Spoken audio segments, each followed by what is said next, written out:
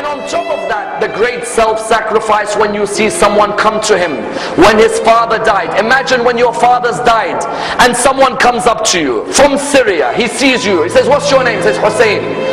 Son of who? He says, son of Ali ibn Abi Talib. He said, may Allah curse you and curse your father Ali. If someone talked like that to you, how would you reply back to him? May Allah curse you and your father. The guy's name was Asam ibn Mustalaq. Imam said, is the wind of this area hurting you? Or maybe you've had a disagreement with your wife. Is there a shelter for you to stay in? Or has no one provided you with clothing? Please come and stay in my house if you are a stranger in this area. Wallah, that person began to cry. He said, Aba Abdullah, I cursed your father in front of you. And this is the way you reply back to me by making your house available for you? He said, this is the family of Rasulullah and the way we treat people.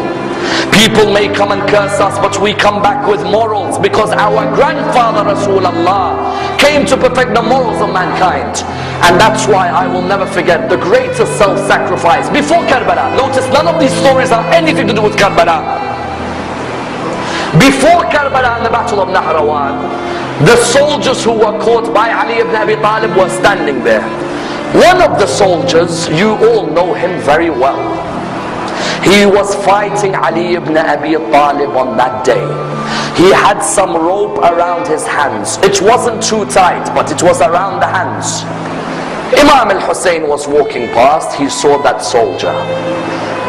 And the soldier looked at him and said, Hussein, I beg you, please remove this rope from around my hand, because the rope is causing nervousness in me. Remove it. And I'm asking you. Imam al-Hussein went back to his father. He said, oh my father, I'd like a favor from you. He said, what is it? He said, this person over there, do you see him? He said, yes, I see him.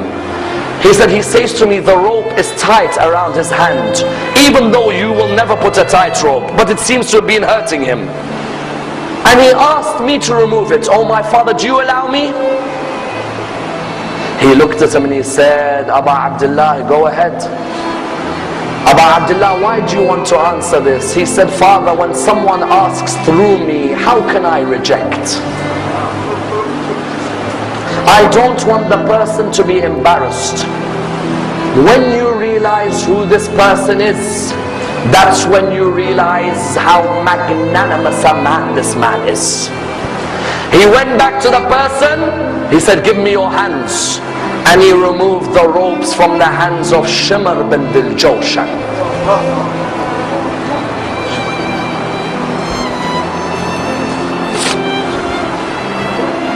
Tell me, which mercy did he show to you when he sat on your chest on the afternoon in Karbala?